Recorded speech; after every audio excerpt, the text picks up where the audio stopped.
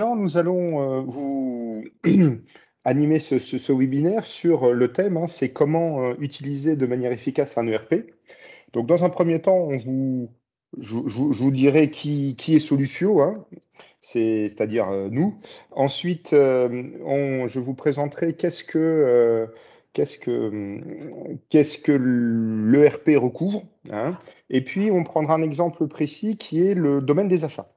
Le domaine des achats est un domaine important dans vos, dans, dans vos industries. Et l'idée, c'est de voir en quoi l'ERP aide, contribue à faire des achats, effectivement, un véritable acteur de la performance. Et puis après, nous aurons une démonstration qu'on espère la plus interactive possible, et puis un jeu de questions-réponses, et nous aurons normalement atteint le bout de notre séminaire. Donc, si je présente Solutio, aujourd'hui, donc nous sommes deux, nous sommes Vincent Lambert, c'est-à-dire moi, et puis Jean, de la société Genius. Jean est mon partenaire Solutio, et nous sommes une entreprise de services. On se définit comme votre partenaire de confiance pour votre transformation digitale. Dire qu'on a à la fois en fait une compétence d'excellence opérationnelle et une compétence sur tous les outils digitaux, que ce soit des MES sur mesure, que ce soit des collectes de données machines au travers de tout ce qui est de la IoT, les ERP, avec notre partenaire justement québécois, les jeux pédagogiques. J'ai une forte expérience de la formation, et donc on a développé des jeux pédagogiques numériques pour acculturer le personnel de production à l'intérêt et aux contraintes et à l'intérêt du digital. Et puis enfin, nous, on a un concept qu'on appelle la Digital Workplace pour l'atelier. C'est un système qui permet de rendre ergonomique et convivial les interfaces des systèmes de gestion qui ne sont pas toujours très conviviaux pour les gens de l'atelier. Voilà. Donc, ce que je vous propose, c'est qu'on passe sur le... Avant avant qu'on passe sur la couverture fonctionnelle et que Jean vous explique un peu finalement qu'est-ce que recouvre un ERP, moi j'aimerais vous poser la première question. Si Abby, tu peux lancer la première question. Finalement, Je m'en occupe.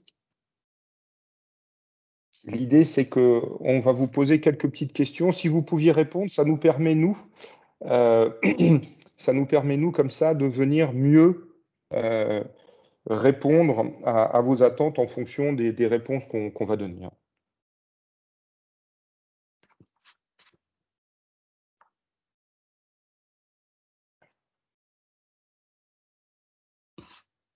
Je ne vais pas répondre parce que je suis dedans.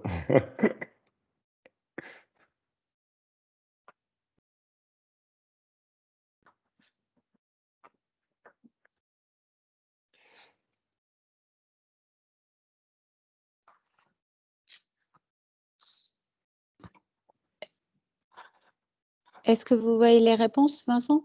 Pas encore. Pas encore. Elles sont sur le fil de chat, si vous voulez. Je Ah, peux sur le vous fil de les chat, lire pour... d'accord. Oui, Exact. elles Non, apparaissent sur le je fil de n'y chat. étais pas. Je n'y étais pas, d'accord, oui. Donc, effectivement, là, je vais les voir. Je vais les voir. Le fil de chat, conversation de la réunion. Et pourquoi je ne les vois pas? Je ne sais pas. Ils sont désactivés. Désactiver le son. Non, non, non, non, non, non, non, non. OK. Je peux lire les réponses, si vous le souhaitez. Ah, ça y est, je les vois. OK, Je les vois parce que vous parfait. partagez, mais je ne sais pas pourquoi je ne les vois pas. C'est pas grave. Donc, la plupart, c'est finalement plutôt dans tous les services, ce qui est à 77%. C'est donc un très bon score. C'est-à-dire que globalement, vos ERP sont implantés, utilisés dans la plupart de vos services. Du coup, Jean? Parfait, Vincent. Et je peux peut-être passer rapidement, mais en même temps, ce que ça nous dit est bonjour, bonjour tout le monde, Jean Mani, puis merci Abby pour la présentation. Mais ce que je comprends en réalité, c'est qu'on a des gens ici maintenant avec nous lors de la présentation qui sont déjà bien connaissants ou qui ont quand même une certaine maturité au niveau des logiciels de gestion ERP. Puis rapidement, le démarrage de cette présentation-là était d'abord pour bien comprendre à quel niveau vous étiez, dans le fond, situé. Mais sans surprise, donc, un système de gestion ERP, normalement, va couvrir beaucoup de modules et de départements, et parce que souvent, en fait, les bénéfices d'un système ERP, c'est la collaboration au niveau des différents utilisateurs, des différents comportements, puis évidemment, ce qu'on appelle les systèmes experts à travers chacun des modules.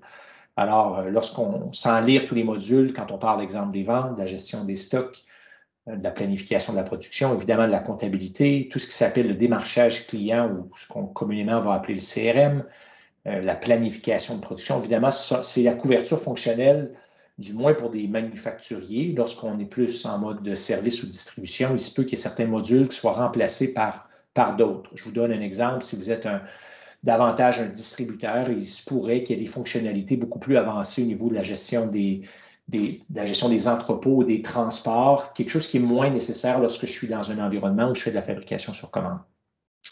Mais où on voulait vous amener aujourd'hui avec Vincent, vous avez peut-être répondu un peu à la question, mais c'est toujours surprenant de voir un peu comment la situation évolue et parfois n'évolue pas. Puis on aime toujours prendre, dans le fond, 5 R ou époques pour essayer de comprendre comment les achats ont évolué. Puis vous seriez surpris de voir combien il y a d'entreprises qui sont dans un environnement, malheureusement, qui est très désuet, qui ne tirent pas bénéfice de la digitalisation, de la numérisation. Puis ce qu'on appelle l'âge de pierre, on est dans un environnement où on arrive parfois dans des endroits où il n'y a pas personne en charge des approvisionnements. En fait, tout le monde le fait.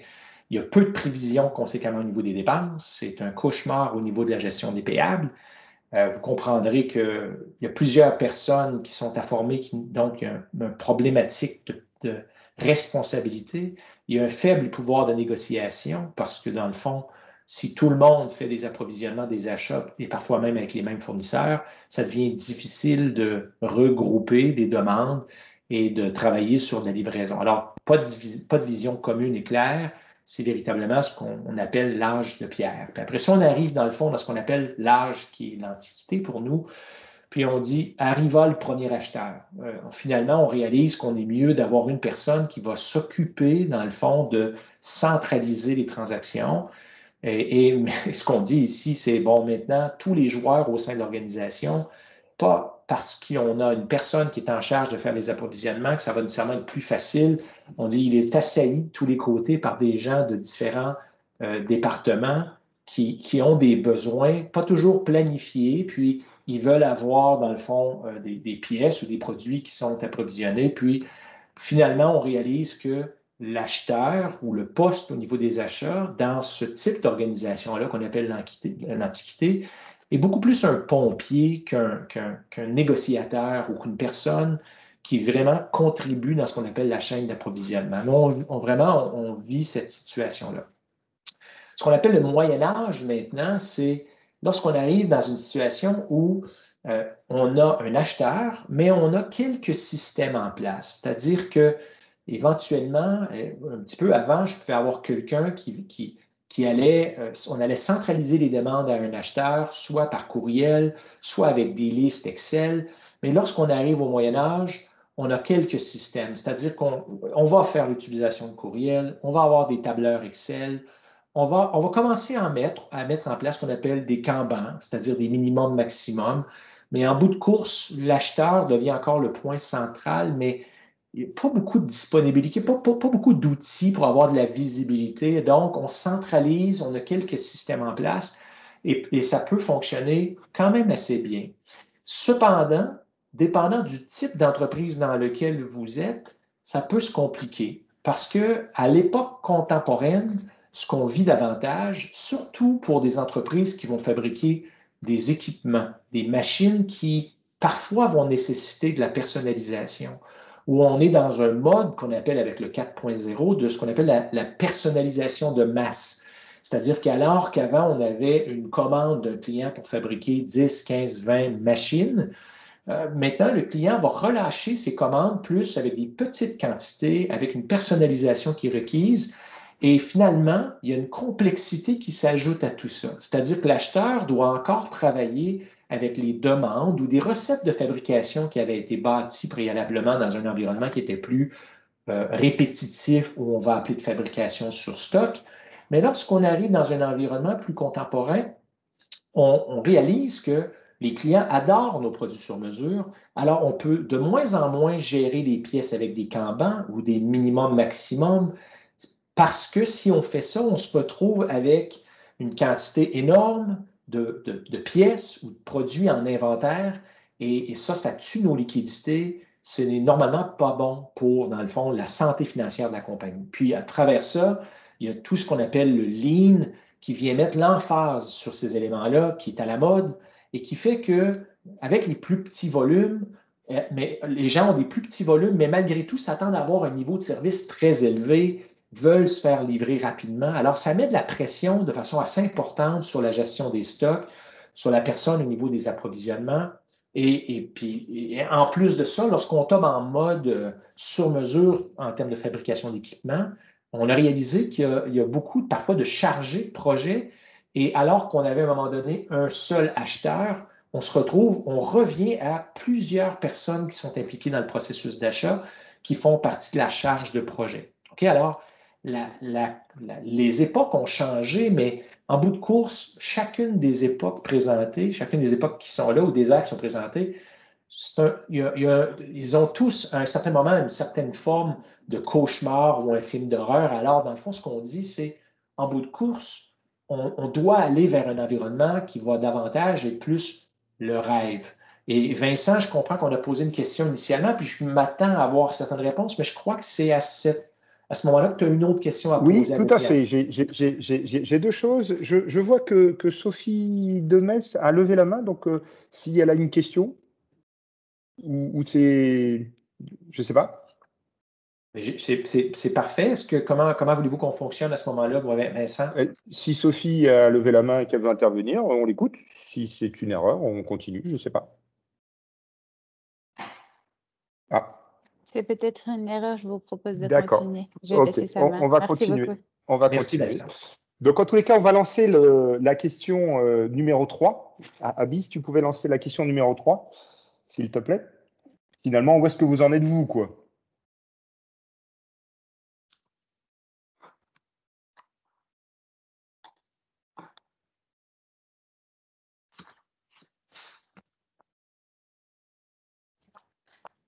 Je viens de la lancer. Oui. Est-ce que vous l'avez? Parfait.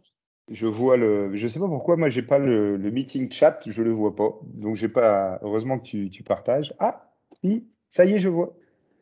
Je le vois. Ah ah! On a un peu de tout.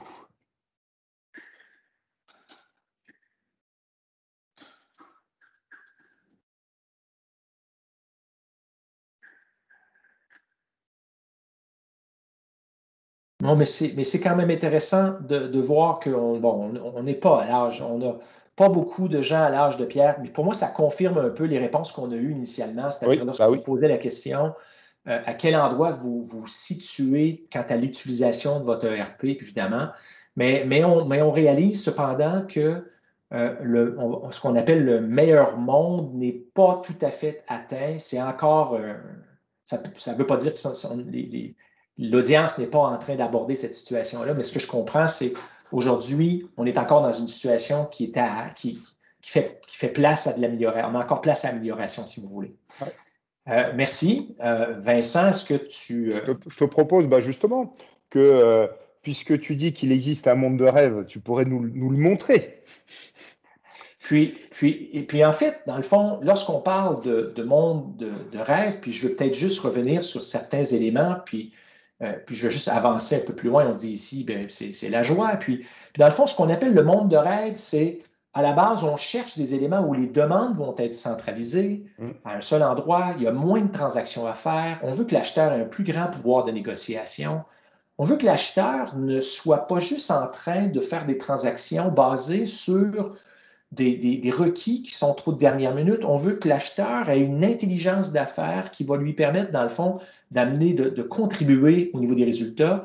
Puis, on a aussi des réalités qui ont évolué. Je parlais tout à l'heure des Kanban qui sont toujours nécessaires pour certaines pièces, mais lorsque je suis un fabricant, entre autres, d'équipements, on a ce qu'on appelle des items à long délai qui font partie de la nomenclature de fabrication. On a parfois des localisations, des entrepôts, des paramètres de gestion de stock. Alors, on veut combiner cette science-là pour aller chercher ces résultats. Puis, ce que je vais faire, dans le fond, comment on transforme ce rêve-là en réalité. L'objectif, c'est ce que je vais faire, Vincent, on va aller faire une petite démonstration à travers un ERP. Puis, ce que je vais faire, je vais évidemment mettre la table un peu parce que vous savez, un ERP, les bénéfices que vous allez rencontrer proviennent de la collaboration. Et évidemment, pour que les gens en charge des achats chez vous aient des résultats intéressants, soient performants, ils dépendent intimement du niveau d'intégration et des opérations, des actions qui vont avoir été prises préalablement. Et en conception d'équipement, en fabrication de machines, ça commence effectivement à l'ingénierie. Est-ce que ça te va, Vincent? Parce que je ne peux pas voir s'il y a des questions. Je vais te laisser m'aviser. Est-ce que ça te va maintenant si je passe à la partie présentation? Oui. Ben, il faut commencer par le. Effectivement, tout commence à l'ingénierie. Hein. C'est là que va se constituer le produit qu'on va devoir réaliser et distribuer. Parfait. Écoutez, ce que je fais rapidement, vous comprendrez qu'un ERP a beaucoup de modules. Alors, évidemment, on ne passera pas partout. On va passer dans les endroits qui vont permettre de créer de la valeur sur le plan approvisionnement, gestion des stocks.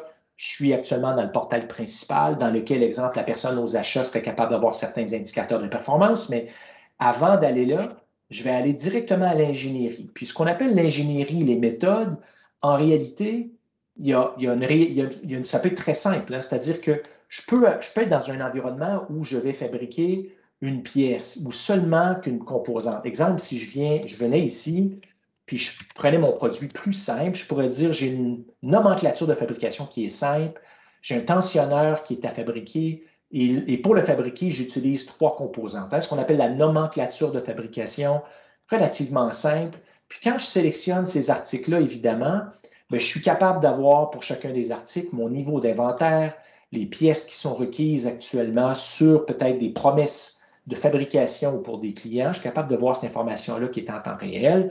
Mais en plus, je suis capable, dans le fond, pour ma recette de fabrication, le genre d'information qui est intéressant au niveau des acheteurs, évidemment, ce sera tous les paramètres associés à la négociation, aux fournisseurs qualifiés à la chaîne d'approvisionnement. Dans ce cas-là, je vois ici que ma pièce, ici, j'ai 2 fournisseurs qualifiés, j'ai les prix négociés qui proviennent potentiellement d'historiques transactionnels ou, exemple, vont venir de demandes de prix qui vont avoir été faites dans le passé. Alors, quand je me promène d'un article à l'autre, je vois mes différents fournisseurs, mes différents prix. Alors ça va être véritablement ce qu'on appelle des paramètres de gestion de stock qui vont être importants. Puis en plus de ces paramètres-là, je peux avoir aussi ce qu'on appelle des quantités minimum, des quantités maximum, je peux avoir des délais de livraison. Alors, associé à ma recette ou à mes articles, je vais avoir des caractéristiques qui vont avoir une incidence au niveau des approvisionnements. L'endroit maintenant où je reviens, parce que ce produit-là, le tensionneur, pour commencer, j'ai voulu prendre un exemple relativement simple, hein, qui est un produit manufacturé avec des pièces qui sont achetées. Maintenant, ce que je fais, je vais remonter dans mon arbre de fabrication pour montrer une machine, dans le fond, qui est une encapsuleuse, qui inclut 4 sous-assemblages. Hein, donc, on a une nomenclature maintenant qui est plus lourde, plus complexe. Chaque sous-assemblage va inclure ses propres sous-composantes achetées.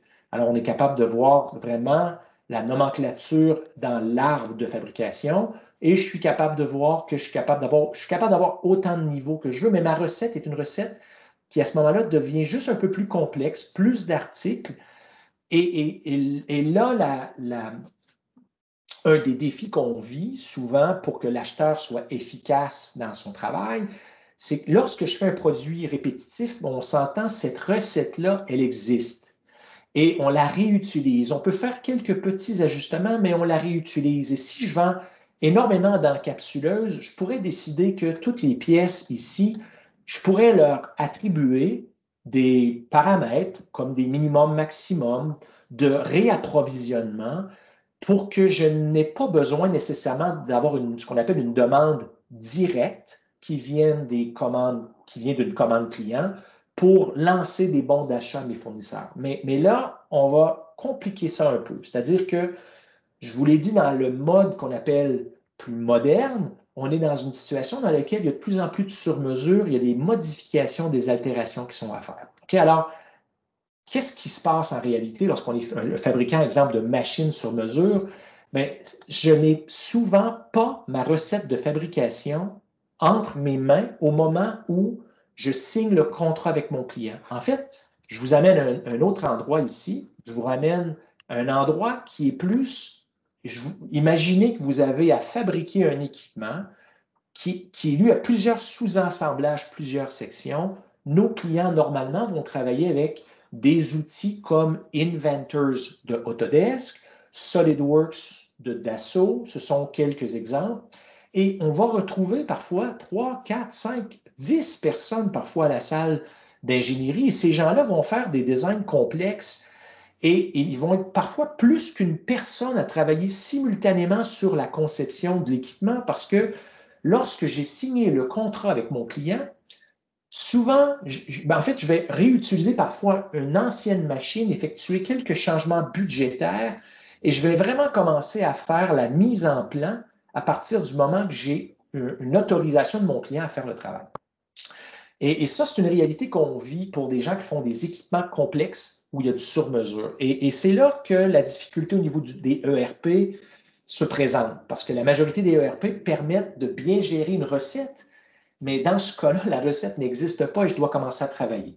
Mais alors, dans ce cas-là, on est capable d'utiliser ce qu'on appelle des fonctionnalités qui vont, vous allez retrouver des plugins parfois qui vont faire partie directement de l'interface de votre logiciel de CAO, de conception assistée par ordinateur, qui vont vous permettre au fur et à la mesure, une fois que les designs vont être complétés, de pousser l'ingénierie directement dans le ERP sans qu'on ait à payer quelqu'un à l'ingénierie ou à l'administration pour remplir, dans le fond, cette information-là dans le système ERP. On veut diminuer le temps perdu, passé, parce qu'on s'entend, il n'y a pas beaucoup de valeur ajoutée. Alors, ce qu'on a fait dans ce cas-là, c'est que vous voyez l'arbre de fabrication qui est ici est le même que ce que j'avais. J'ai parti, dans le fond, cette interface-là directement de ma conception. Puis on voit ici que le système s'apprête à me créer des pièces dans le système ERP. On a des petits symboles ici qui montrent que des pièces vont être ajoutées. Et nous sommes allés, dans le fond, chercher les propriétés que vos concepteurs, vos designers ont mis dans le système de conception pour pousser cette information-là, synchroniser cette information-là de façon structurée au niveau du ERP. C'est véritablement ce qui a été fait d'une certaine manière pour éviter qu'on perde du temps et pour permettre aussi de relâcher graduellement des nomenclatures partielles. Et c'est important de faire ça parce que si vous fabriquez un équipement qui prend potentiellement 4 à 6 semaines au niveau de l'ingénierie, si vous attendez que l'ingénierie soit complètement faite avant d'aller plus loin, bien, la problématique que vous allez avoir, c'est vous allez commencer, tout va commencer tout trop tard. C'est-à-dire que ça va prendre trop de temps avant de faire ce qu'on appelle des achats préliminaires et ces choses-là. OK? Alors, dans le fond, je voulais juste montrer qu'on a actuellement une façon d'aller pousser l'information, de la synchroniser. Puis, quand je retourne à ce moment-là dans le ERP, je n'ai pas besoin de ressaisir cette information-là. OK? Alors, c'est souvent quelque chose qui est très pratique pour des gens qui vont faire de la fabrication davantage sur mesure. Alors, si vous êtes dans un environnement où la fabrication que vous faites est plutôt répétitive, je comprends que c'est quelque chose qui est peut-être moins adapté pour vous, mais il faut comprendre que la nomenclature qui est ici à ce moment-là pourrait se synchroniser automatiquement. Les pièces attachées qui sont utilisées, exemple, pour la mise en plan, pourraient être automatiquement attachées parce que vous voulez que ces documents-là soient fournis aux gens en production. OK? Mais encore une fois, tout ce que je veux mettre en valeur, si je reviens aux achats, c'est bien qu'on parle de la performance au niveau des achats, un bon travail de collaboration entre l'ingénierie, la production et les achats vont faire que l'acheteur va être beaucoup plus performant. OK? Et là, tout à l'heure, je montrais certains éléments, donc instruction de travail pour la production, mais si je reviens évidemment à ce qui m'intéresse davantage, ma recette de fabrication, si je définis une bonne nomenclature avec mes pourcentages de rejet, si je définis mes fournisseurs qualifiés, si je définis mes quantités minimum, maximum, si je suis capable aussi, dans le fond, de gérer des éléments qui vont, soit que ce soit des instructions de travail, ou je suis capable, exemple, de travailler sur des historiques, exemple, au niveau des prix. Je suis capable de voir ce que j'ai payé en moyenne, des choses comme ça. Ça permet évidemment à l'acheteur de faire un meilleur travail de négociation. Mais dans ce cas-là, ma nomenclature, c'est la base pour que l'acheteur puisse travailler. Et je dois vous avouer qu'il y a beaucoup d'entreprises aujourd'hui qui utilisent un ERP, qui bâtissent une recette de fabrication, une liste de pièces, et parce qu'ils sont en mode sur-mesure, vont encore faire l'envoi de fichiers Excel à la personne aux achats qui va manuellement entrer les bons d'achat, donc ne tireront aucun bénéfice du travail qui a été fait en amont. Et on va aller là. OK? Ça, c'est la première chose. La deuxième chose qui est importante, une nomenclature de fabrication prend toute sa valeur aussi lorsqu'on intègre ce qu'on appelle des composantes de planification. C'est-à-dire, si pour faire ou pour fabriquer ou assembler un équipement, ça me prend 8 semaines à faire, mais normalement, je devrais être en mesure de dire à mon acheteur quand ai-je besoin de chacune des composantes. Il y a certaines composantes que j'ai besoin peut-être à la semaine 1, d'autres composantes que je peux avoir besoin à la semaine avant l'expédition, avant la livraison. Et la raison pour laquelle je veux transmettre cette information-là à l'acheteur, c'est pour que cette personne-là sache, quand les pièces sont requises, faire une meilleure gestion de la liquidité. Pour faire ça, il faut avoir complété ce qu'on appelle des gammes opératoires qui vont venir, dans le fond, réserver du temps par centre de travail et qui vont venir positionner dans le temps les opérations et les pièces requises sur la fabrication ou l'assemblage de l'équipement. Je vais aller là, je vais aller vous montrer le résultat, mais je voulais commencer d'abord par vous expliquer les concepts qui sont nécessaires pour avoir ce résultat-là. Et donc, ce que ça veut dire, c'est qu'en amont, il y a quand même des paramètres qui sont à compléter. Il y a quand même, dans le fond, des informations qui sont importantes de l'ingénierie et des méthodes pour avoir ces bénéfices-là. Maintenant, ce que je vais faire, c'est, avant d'aller encore une fois dans l'écran des achats, je vais me rendre à ce que j'appelle la gestion des bons de production, parce qu'à cet endroit-là, je vais être en mesure de juste venir imager davantage ce que je viens de vous expliquer sur le plan de la planification de la production. Ce que je vais faire, c'est que je vais aller tout simplement chercher un ordre de fabrication qui a été fait, qui a déjà été lancé. Je n'ai pas besoin d'aller créer quelque chose de nouveau. Je veux juste m'assurer, dans le fond, que j'ai des bons de travail. C'est excellent. Nous allons prendre ce bon de travail-là. Et je vais juste changer la visualisation. Je vais enlever les items fantômes. Je vais enlever les jalons. Je vais vraiment juste me concentrer sur, encore une fois, ma nomenclature de fabrication, pardonnez-moi, qui a été créée préalablement ou graduellement avec des relâches provenant de la conception assistée par ordinateur.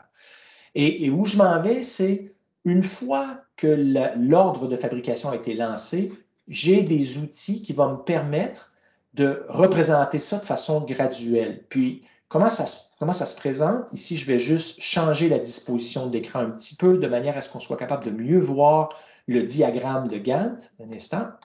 Et je vais aller au début de la tâche et je vais me mettre en semaine. Alors, dans le fond, vous voyez que dans ce cas-là, mon équipement a une planification de la production à livrer à la fin du mois de juillet. Je suis capable de voir mes opérations qui sont à compléter pour faire ce qu'on appelle le premier ou les différents sous-assemblages.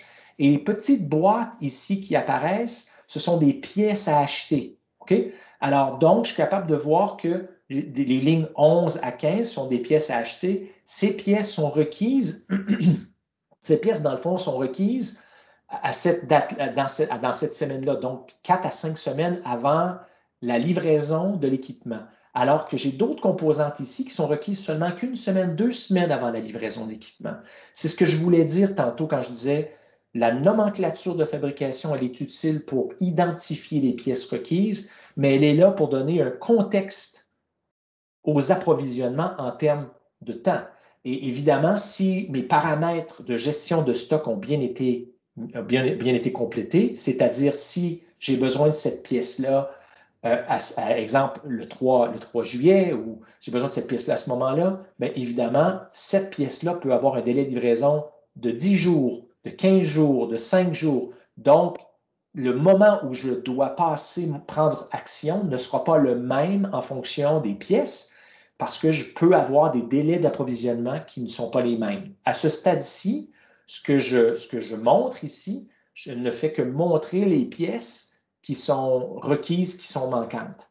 Et pour quelqu'un qui est en charge de la production, parce qu'on veut toujours que les gens en charge de la production soient très alignés avec les gens aux approvisionnements, bien, ils ont des outils qui permettent de voir quelles sont les pièces problématiques, quelles sont les pièces pour lesquelles il n'y a pas de problème. Les pièces rouges sont problématiques, les pièces vertes, il y a de la disponibilité, et les pièces identifiées par du jaune montrent qu'une action a été prise, mais la pièce n'a toujours pas été achetée. OK? Alors, je voulais juste vous dire que je voulais compléter le travail qui est fait en amont au niveau de la nomenclature, va avoir une incidence très importante pour la personne aux approvisionnements, et ça crée aussi ce qu'on appelle une seule réalité, c'est-à-dire un endroit où tout le monde peut voir la même chose. Les gens en production sont au courant des pièces qui sont disponibles, sont au courant des pièces manquantes.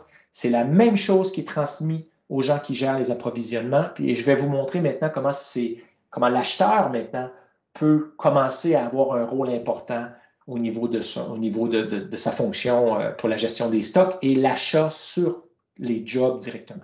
OK? Alors, déjà l'acheteur est bien moins coupé dans son travail parce que c'est pas tous les 5 minutes le responsable de prod qui dit quand est-ce que ça arrive, j'ai pas mes pièces, voilà. Il a l'info là et il sait très bien. C'est un très bon point. À partir du moment qu'un achat est fait et qu'on est capable, la personne à la production, c'est un très bon point parce qu'une des façons de rendre l'acheteur plus imputable, plus performant, c'est de s'assurer qu'il ne passe pas son temps à répondre aux mêmes questions à plusieurs individus si l'information est disponible. C'est un très bon point, Vincent. Dans ce cas-là, les gens qui peuvent consulter la progression de la fabrication, l'assemblage d'un équipement sont capables d'avoir la même information que l'acheteur.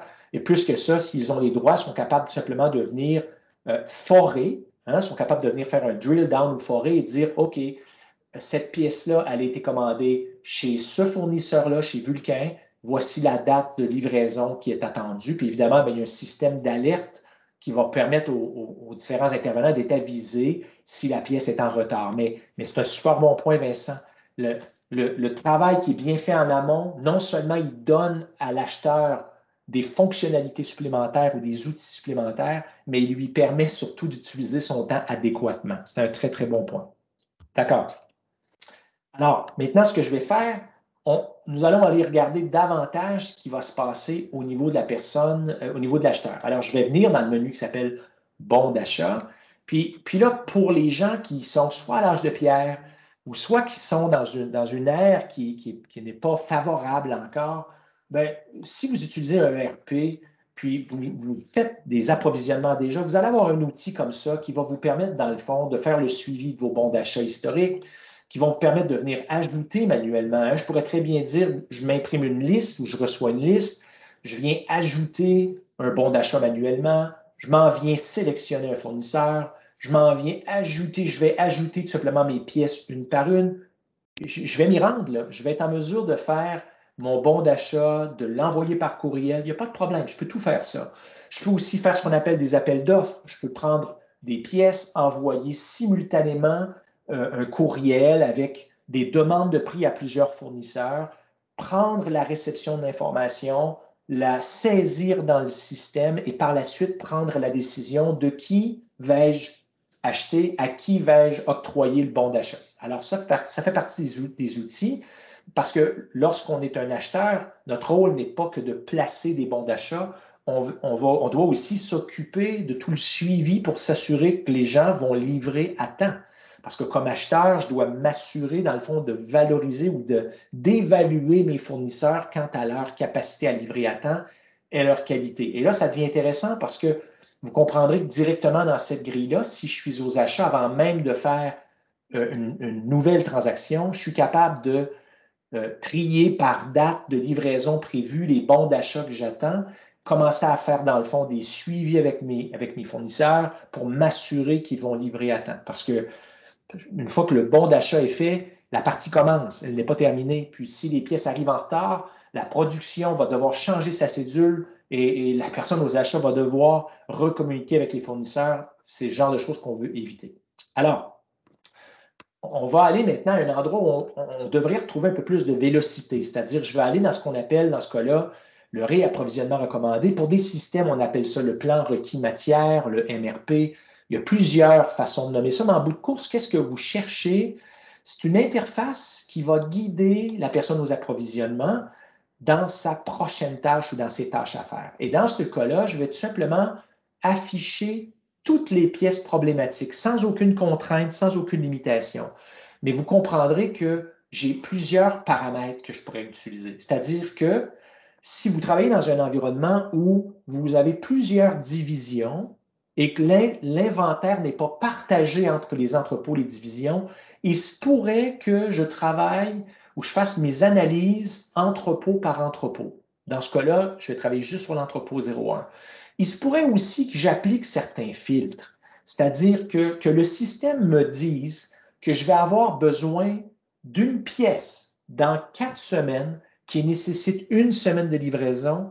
Ce n'est peut-être pas nécessaire pour moi de le savoir immédiatement.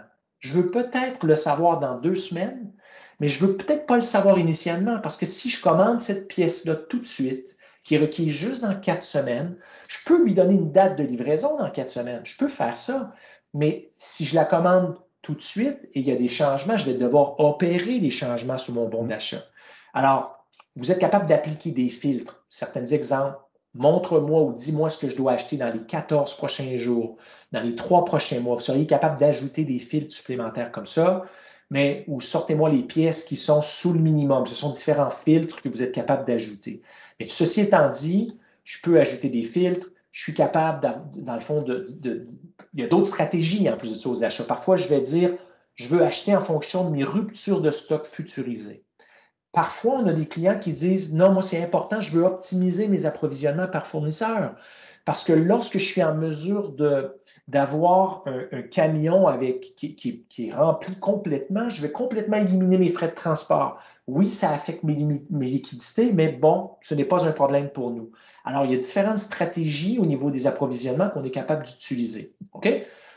Évidemment, je suis en train d'acheter des articles, mais je peux aussi acheter ce qu'on appelle des services de sous-traitance parce que je peux faire de l'anodisation, je peux faire du traitement de surface et je peux acheter ces services-là aussi. Ce sont des opérations manufacturières, mais je peux les acheter de la même manière qu'on va acheter des items parce que ces opérations-là devraient faire partie de la nomenclature de fabrication. Alors, comme acheteur, j'ai plusieurs options et parfois, on a des entreprises qui ils vont tellement acheter dédié sur un projet que dans ce cas-là, ils ne veulent pas mêler les achats. C'est-à-dire qu'une pièce peut être utilisée dans 3 projets différents. Ils ne veulent pas agréger, ils ne veulent pas cumuler les requis. Ils veulent acheter, recevoir, identifier et rendre à la disposition de façon très spécifique ces pièces-là directement sur des jobs ou des ordres de fabrication. Alors, il y a plusieurs stratégies qui sont disponibles. Peut-être juste pour simplifier tout ça, ce que je vais faire, je vais vraiment me concentrer sur certains articles. Et ici, ce que je vois dans le bas, je vois les articles qui sont problématiques. Et dans ce cas-là, je vois mes dates de rupture, je vois que j'ai des pièces qui ont des délais d'approvisionnement, je vois qu'il y a certaines pièces qui n'ont pas de délai, je vois mes entrepôts, je le sais déjà, je peux enlever des éléments, je vois certaines quantités minimum, maximum, mes quantités en main. Puis d'ailleurs, si je clique, exemple, sur un article en particulier, je suis capable toujours de voir le statut en général. Je suis capable de voir comment le sommaire ou la variation en entrepôt se produit, c'est-à-dire je suis capable de voir que ma quantité en main dans ce cas-là, quelles sont mes quantités dans le fond pour mes différents entrepôts. Donc, j'ai beaucoup d'informations, et si je m'en viens à ce qu'on appelle la prévision d'inventaire, alors si j'agrandis maintenant ce panneau-là, je suis capable de voir que ça fait très, très, très longtemps que je suis en rupture de stock et c'est finalement ici que je vais régler ma problématique. Ça va redevenir vert. OK? Alors, j'ai vraiment des outils qui me permettent de comprendre quand est la rupture. Dans ce cas-là, on voit qu'on a beaucoup d'articles, mais cet article-là, c'est ma compagnie démo, alors vous comprendrez que j'ai beaucoup d'ordres de fabrication qui ne sont pas fermés, mais on a vraiment des outils qui nous permettent de voir comment le système se comporte ou comment et quand les ruptures se produisent dans le temps. On peut voir ici, là, à droite, que les ruptures se passent à un autre moment pour cette pièce-là. Je vais donc fermer ce panneau-là, puis il faut s'imaginer maintenant que on a mis un système ERP en place, puis il y a beaucoup d'entre vous qui ont répondu, vous étiez dans une époque beaucoup mieux ou très, très favorable, qui était plus avancée que ce que je vous ai parlé initialement quand je vous parlais des différentes époques. Alors, ce que ça veut dire, c'est que normalement, vous devriez être en mesure de, un peu lorsque vous faites des achats en ligne, vous devriez être capable de venir ici, dans la liste des pièces en rupture, sélectionner plusieurs pièces. OK? Toutes les pièces qui sont ici sont problématiques dans le fond. Puis, le système devrait pouvoir me recommander une action sans que j'aie à ressaisir quoi que ce soit. Alors, j'ai sélectionné avec CTRL et la souris et je viens tout simplement glisser, déposer les pièces dans le haut de l'écran. Je vais juste changer la disposition du panneau maintenant pour focaliser davantage sur les actions recommandées par le système. Et on peut voir ici que le système me recommande de faire ces différents achats-là avec des quantités considérant les paramètres de gestion de stock. Et il m'a aussi recommandé de faire les approvisionnements, les achats avec des fournisseurs. J'ai donc l'équivalent de 9 articles problématiques, un article qui devrait être acheté de Delco, un article qui devrait être acheté de Dover, et ainsi de suite. 4 articles pour ce fournisseur. Alors, le système vraiment m'a guidé, je n'ai pas eu à rien saisir. J'utilise les recommandations basées évidemment sur l'intelligence d'affaires qui a été créée à travers l'historique transactionnel dans le ERP. Évidemment, c'est moi qui ai le dernier mot, je suis aux approvisionnements, je pourrais dire, bon, mais pour peu importe la raison, dans la mesure que j'ai les droits, je pourrais venir changer la quantité, je pourrais venir changer le prix en mode de négociation, je pourrais changer la date de révision, mais en bout de course, je n'ai pas à ressaisir cette information-là. C'est ce qu'on voit dans ce qu'on appelle malheureusement les époques ou les ères qui sont un peu moins évoluées. Puis on voit ici ce que le système a fait. Il a créé 4 nouveaux bons d'achat. Je peux les voir ici. Ils sont identifiés en jaune.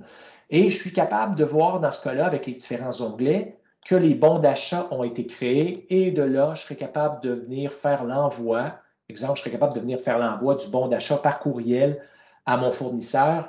Et dans ce cas-là, le système, évidemment, dans ce cas-là, est en anglais. Il est allé chercher la langue du fournisseur. Si le fournisseur était français, bien, à ce moment-là, la langue serait à ce moment-là en français. Je peux juste vous montrer dans le fond, dans ce cas-là, si je le ramène en français, je vais tomber dans le fond dans ce qu'on appelle un mode d'achat. Ou sinon, j'ai une coquille ici, mais vraiment, vous allez choisir la langue en fonction soit de l'utilisateur, soit dans le fond du fournisseur, ou exemple, vous pouvez dans le fond prendre une langue particulière. Mais en bout de course, mon bon d'achat a été fait, je n'ai pas besoin de mettre plus de temps que ça. Alors, vous comprendrez que la partie au niveau des achats, le bénéfice, si je suis capable d'exécuter ces tâches-là beaucoup plus rapidement, j'ai conséquemment beaucoup plus de temps comme acheteur à utiliser dans le fond des outils comme des historiques de bons d'achat, des suivis au niveau des bons d'achat, de faire le suivi de mes bons d'achat en cours, faire de la relance auprès de mes fournisseurs pour m'assurer qu'ils vont livrer à temps. Donc, je peux avoir des outils dans lesquels je vais regrouper, exemple, par fournisseur, mes différents achats. Je pourrais dire, je vais regrouper par date de livraison. Le format du rapport ici va changer. Je peux faire mon suivi et m'assurer que Delco, qui a plusieurs bons d'achat avec moi, va livrer à temps. Alors, véritablement, au niveau des achats, puis je vois le temps qui file, Vincent, alors je vais être sûr aussi d'avoir du temps pour les questions parce qu'il est 11h50. Il y a un point quand même qui est important, qui est la performance des fournisseurs. L'acheteur, il se doit de vérifier qu'effectivement, les fournisseurs qu'il estime être bons sont bons ou pas. En fait, bien sûr, puis il y a et comment cette opération-là est faite, d'une certaine manière, c'est lors du moment, au moment où on fera la réception du matériel au niveau des achats, mais la date de réception va être enregistrée, la date de livraison prévue, elle, va rester identique, et donc on va avoir des outils qui vont permettre de faire l'évaluation de la performance des fournisseurs en fonction d'une date réelle de réception versus une date qui était dans le fond projetée. Alors, si je m'en viens ici, je vais tout simplement venir sauvegarder mon en-tête. Je vais venir, exemple, choisir. Attendez, je vais aller prendre, ça va être mieux si je vais chercher des transactions. Je vais aller prendre quelques bons d'achat. Je vais venir ajouter des bons d'achat. Je vais venir tout simplement prendre potentiellement ce bon d'achat-là qui est ici. Puis à partir du moment que je vais faire ma transaction, je vais être capable de venir dire je complète ou je gère des fois des pièces qui sont en souffrance. Et puis là, mais je tombe plus dans ce qu'on appelle la gestion des stocks, peut-être moins les approvisionnements, mais si j'ai des pièces qui sont sérialisées, qui nécessitent un contrôle qualité plus important, ben c'est à partir de ce moment-là aussi qu'il y a certaines transactions qui peuvent être automatisées pour qu'au moment de la réception, on soit déjà capable de voir s'il y a, exemple, un rapport de non-conformité qui doit être créé, si une pièce est rejetée. Et évidemment, ceci va faire partie des outils à la disposition d'une personne qui gère les achats. Donc, on va au-delà de faire des bons d'achat. Faire le bon d'achat, c'est l'action, c'est la relâche, c'est les outils pour gérer les liquidités, acheter au bon moment, acheter les bonnes pièces, faire une évaluation au niveau des fournisseurs et conséquemment avoir des outils d'évaluation de la performance pour les différents fournisseurs. Je ne sais pas, Vincent, s'il y a quelques questions rendues à ce stade-ci, mais véritablement, en termes de cycle, c'est important parce que je vois beaucoup d'entreprises où le ERP est implanté et je ne vois pas d'outils pour mécaniser, pour automatiser et conséquemment, l'acheteur devient quelqu'un qui fait des bons d'achat. Son rôle, sa contribution dans la fabrication, la livraison à temps chez le client n'est pas énorme. Alors, je ne sais pas de votre côté s'il y a certaines questions par rapport ou est-ce que c'est. Je serais curieux d'avoir peut-être du feedback ou s'il y a des questions, il serait bienvenu, mais essentiellement, c'est le cycle que je viens de vous montrer là est important et surtout dans un environnement de fabrication sur mesure où les requis vont évoluer avec le temps, vont changer, donc l'acheteur risque d'avoir à retourner fréquemment pour voir les nouveaux requis au niveau des jobs qui sont là.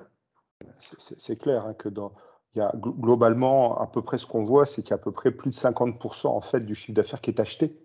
Donc l'acheteur a un rôle extrêmement important parce qu'en fait, il tient entre ses mains presque la moitié du chiffre d'affaires, quoi. Et donc, il faut lui donner des outils qui le permettent d'être vraiment au service de la production pour assurer que la production tienne ses engagements, particulièrement dans les univers à flux tendu, quoi. Hein. Et trop souvent, toute cette partie achat n'est pas suffisamment travaillée et l'information n'est pas suffisamment partagée. Et on voit un monde de la production et un monde des achats ou des approvisionnements, et les gens n'arrêtent pas de s'envoyer des trucs pour avoir de l'information ou pour demander des choses, alors que là, tel que tu nous l'as montré, on a accès à l'information, à les partager.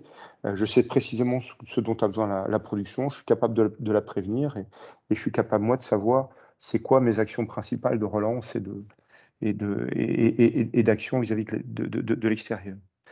On avait...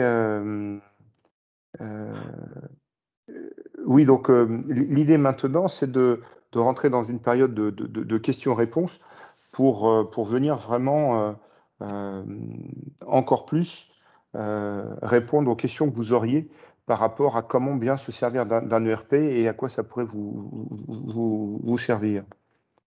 Et je résume ici à l'écran, Vincent, en réalité, les bénéfices, dans le fond, qui est associé à l'utilisation de ERP qui sont davantage agiles et aussi, évidemment, pour des environnements qui se prêtent à avoir une intégration davantage avancée avec le département d'ingénierie parce qu'on voit beaucoup de systèmes à l'ingénierie, mais souvent déconnectés avec les ERP. Tout à fait. Mais il est clair que plus la chaîne digitale est complète, elle va de l'ingénierie jusque chez les fournisseurs, et plus on tire parti de cette chaîne numérique.